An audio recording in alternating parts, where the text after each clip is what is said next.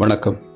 இன்றைய சொல்ல மறந்த கதையில் நான் உங்களுக்கு வரலாற்றில் விரிவாக சொல்லப்படாத ஒரு செய்தியை சொல்ல போகிறேன். என்ன அப்படின்னு பார்த்தீங்கன்னா, நம்ம எல்லாருமே தஞ்சாவூர் பெரிய கோயில் போயிருப்போம்.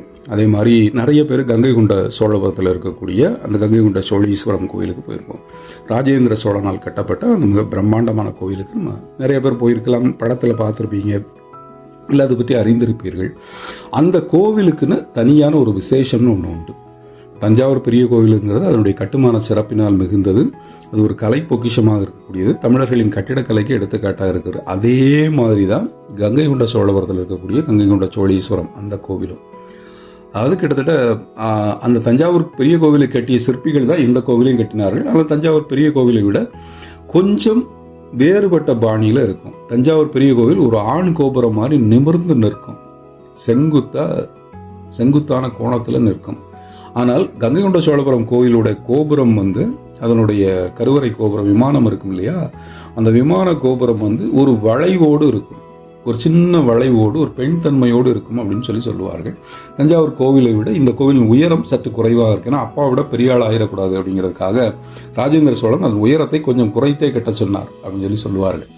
இந்த கோவிலுக்குள்ள இதெல்லாம் பொதுவாக கோவிலை பற்றிய விவகாரங்கள், கோவிலை பற்றியில் இருக்கக்கூடியது. அந்த கோவிலில் இருக்கக்கூடிய துவாரபாலகர்கள் சிலையை பற்றி சொல்வார்கள். அந்த துவாரபாலகர்களை பார்த்தீங்கன்னா பெரிய பிரம்மாண்டமாக இருக்கும். கோயிலுக்குள்ளே நுழையும் போது, கருவறைக்குள்ளே நுழையும் போது 2 பக்கம் 2 துவாரபாலகர்கள் சிலை இருக்கும். அது பார்த்தீங்கன்னா ஒரு ஆளின் உயரத்தை விட 1.5 மடங்கு பெருசாக இருக்கும்.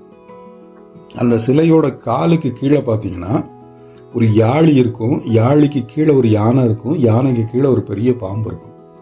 அது உலகத்திலே மிக பிரம்மாண்டமான பாம்பை ஒரு யானை மிதிச்சிட்டு இருக்கும். அந்த யானையவே ஒரு யாழி மிதிச்சிட்டு இருக்கும். அந்த யாழிக்கு மேலே இவங்களுடைய கால் கட்டை விரல் வைத்திருப்பார்கள். அதாவது அந்த அளவிற்கு இவர்கள் பெரியவர்கள், துவாரபாலகர்கள். ஆனால் துவாரபாலகர்கள் என்ன செய்வாங்கன்னு கேட்டால், ஒரு விரலை இப்படி உள்ள காட்டிக்கிட்டு இருப்பாங்க கருவறையை நோக்கி. அது என்ன அர்த்தம்னா, நான் பெரியவன் இல்லை, எனக்கும் பெரியவர் ஒருத்தர் உள்ள இருக்காரு, அங்கே போ அப்படிங்கிற மாதிரி. ஆக உலகத்தில் பெரியவர்னு எதுவும் இல்லை, ஆண்டவனை தவிர அப்படிங்கிற ஒரு தத்துவத்தை உள்ள நுழையும் போதே உணர்த்தி இருக்கும் அந்த கோவிலில். இறைவன் தான் எல்லாவற்றிலும் பெரியவர். நீங்கள் மற்ற சின்ன சின்ன விஷயங்கள்லாம் பார்த்து வியக்காதீங்க, உள்ளே போங்க, அவர் இருக்கார் அப்படின்னு காட்டியிருப்பாங்க. இது ஒரு சொல்ல வேண்டிய செய்தி, அதாவது வாழ்க்கைக்கு சொல்ல வேண்டிய ஒரு செய்தியை அது சொல்லியிருக்கும். மனிதர்கள் அடக்கத்தோடு வாழ்ந்தால் உயரலாம் அப்படிங்கிறதுக்கு அதை எடுத்துக்காட்டாக இருக்கும். இது ஒன்று. இன்னொன்று, அந்த கோவிலுக்குள்ளே நீங்கள் கருவறைக்கு போனீங்கன்னா, கருவறைக்கு முன்னாடி நின்று நீங்கள் வணங்குனீங்கன்னா ஒரு விதமான ஒரு ஈர்ப்பு சக்தியை நீங்கள் உணர முடியும். எந்த பருவநிலையிலும், அதை கோடை காலத்திலையோ குளிர்காலத்திலையோ நீங்கள் எப்போ போனீங்கனாலும் ஒரே சீரான வெப்பநிலையை நீங்கள் அங்கே உணர முடியும் அந்த கருவறையில். அதாவது நம்ம ஒரு ஏசி வச்சுருந்தோம்னு வச்சுக்கோங்களேன். ஏசி வச்சுருக்கோம், கோடை காலத்துலேயும் அது நம்ம குளிர்ச்சி தரும். குளிர்காலமாக இருந்தது அப்படின்னா நம்ம ஹீட்டர் போட்டோம்னா நம்ம ரூம் ஒரே வெப்பநிலைக்கு வரும். இந்த இதை அந்த கருவறைக்குள்ளே காண முடியும். நீங்கள் கருவறைக்கு பக்கத்தில் நின்று வணங்குனீங்கன்னா கங்கை கொண்ட சோழபுரத்தில் காண முடியும். இதுக்கு என்ன காரணம் அப்படின்னு கேட்டால், அந்த கருவறை சந்திரகாந்த கல்லை கொண்டு இருக்கிறது அப்படின்னு சொல்லிட்டு நம்முடைய தொல்பொருள் ஆய்வாளர்கள் தெரிவிச்சிருக்கிறாங்க. சந்திரகாந்த கல் அப்படின்னா என்னன்னா, சந்திரனின் ஒளியை மட்டுமே கிரகிக்குமா அந்த கல். நம்ம வெளியில் பொதுவாகவே பாறைகளில் நிறைய விதமான பாறைகள் இருக்குது. அந்த பாறைகளில் சில பாறைகள் மட்டும்தான் சந்திரனின் ஒளியை கிரகிக்கக்கூடியவை. மற்ற எல்லா ஒளியுமே எல்லா பாறைகளுமே பகல் நேரத்தில் வெப்பத்தை கிரகிக்கும், இரவு நேரத்தில் அந்த வெப்பத்தை வெளியிடும்.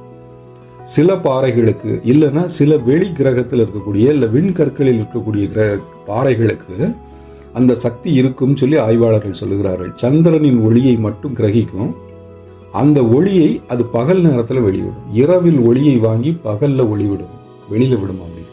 அப்படி வெளிவிடும் போது சந்திரனின் குளிர்ச்சி அந்த இடம் முழுக்க நிரம்பி இருக்கும். அதுதான் சந்திரகாந்த கல்லின் சிறப்பு அப்படின்னு சொல்லுவார்கள். அந்த சந்திரகாந்த கல் இருக்கிற இடத்துல வெப்பம் தாக்காது, எந்த நேரமும் ஒரு விதமான குளிர்ச்சியான நிலைமை இருக்கும். ஏசி போட்ட மாதிரி இருக்கணும், நேச்சுரல் ஏசி. அதாவது இப்போ நம்ம ஏசி பயன்படுத்துகிறோம்ல, அது மாதிரி இயற்கையிலேயே அந்த கல் இருக்கிற இடம் அப்படி இருக்கும்னு ஆய்வாளர்கள் சொல்லுகிறார்கள்.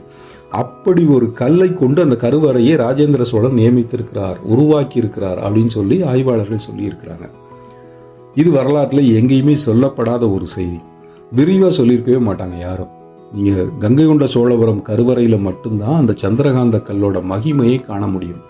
அந்த கோவிலுக்கு இன்னொரு தடவை போனீங்கன்னா அந்த கருவறை கிட்ட போங்க, அதில் நின்று ஒரு முறை அந்த குளிர்ச்சியை அனுபவித்து பாருங்கள். உங்களுக்கே அது பிடிபடும். அங்கே இருக்கக்கூடிய சிவன் எந்த நேரமும் ஒரே சீரான வெப்பநிலையில் இருக்கணும் அப்படிங்கிறதுக்காக சந்திரகாந்த கல்லை தேடி கொண்டு வந்து அமைத்தார் அப்படிம்பாங்க. இந்த கோயில் தலபுராணம் என்ன சொல்லும் தெரியுமா? இந்த சந்திரகாந்த கல் வந்து விண்வெளியிலிருந்து வந்தது அப்படின்னு சொல்லும். இறைவரே அனுப்பியது அப்படின்னு. அதாவது விண்வெளியிலிருந்து வந்ததுன்னா எப்போவோ ஒரு எரி நட்சத்திரமோ ஒரு பெரிய எரிகல்லோ பூமியில் விழும்போது அந்த கல்லை நம்முடைய முன்னோர்கள் எடுத்து ஆராய்ந்திருக்கிறார்கள். அந்த கல்லோட தன்மை என்னன்னு ஆராய்ஞ்சிட்டு இது வந்து சூரிய ஒளியை உள்வாங்கலை, சந்திர ஒளியை உள்வாங்குகிறது. ஸோ இதிலிருந்து குளிர்ச்சி வெளிப்படுகிறது. ஏன்னா நிறைய பாறைகள் பார்த்தீங்கன்னா வெப்பத்தை தான் வெளியிடும்.